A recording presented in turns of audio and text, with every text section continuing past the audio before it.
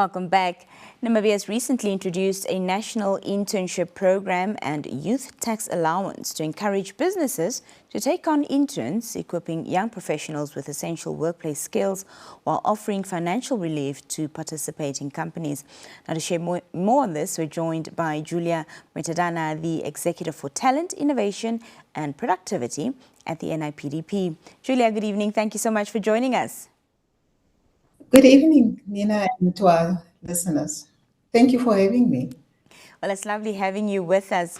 Julia, just to start with, please explain more about this national internship program, and its importance both to the interns, of course, and the companies that will be providing this opportunity.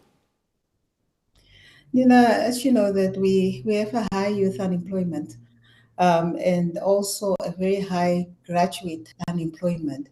And so this intervention is really aimed at making sure that our young people are equipped with skills and especially practical experience in terms of professional, in terms of work experience and industrial work experience.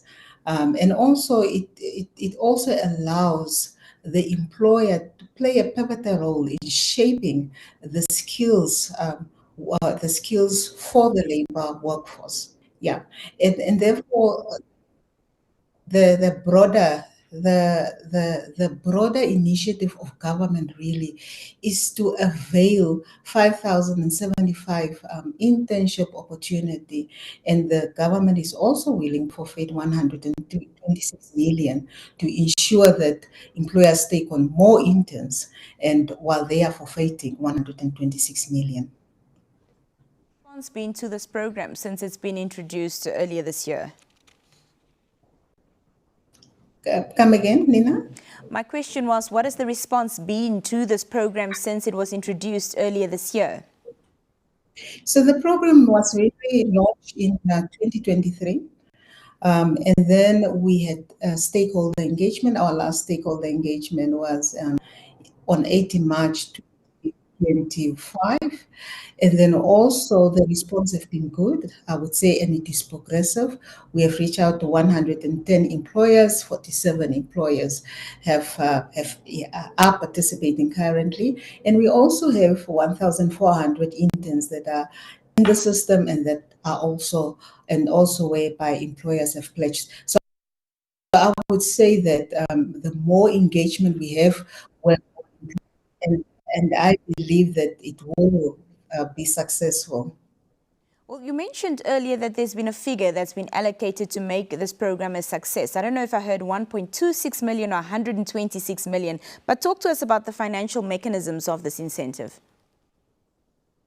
Yeah, so the financial mechanism really is allowance, and that really happened last year when the Ministry of Public Enterprises amended the Tax Act, and the Tax in section 17E, and that youth tax allowance really allows employers to take on more interns while they are paying less tax. Yes, and it is a cost-sharing mechanism. Well, just lastly, Julia, eligible businesses across all sectors wishing to participate are required to engage their respective designated authorities. So how can they become recognized to offer these internships and benefit from the program?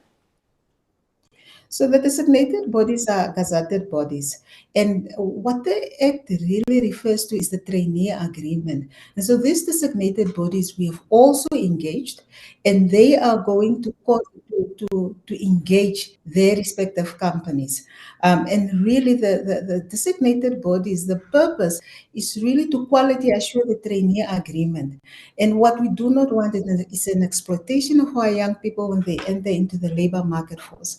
And also to make sure that they honor, and that companies that enters into agreement with the trainees honor that agreement by making sure that they carry through and they make sure that everything is executed on the agreement.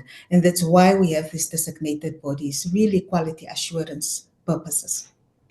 Madam Muetudhana, that's all the time we have this evening, but thank you so much for joining us here on the Daily Roundup. Thank you, Nina. It was a pleasure. We'll bring you more conversations after this brief break. Do stay with us.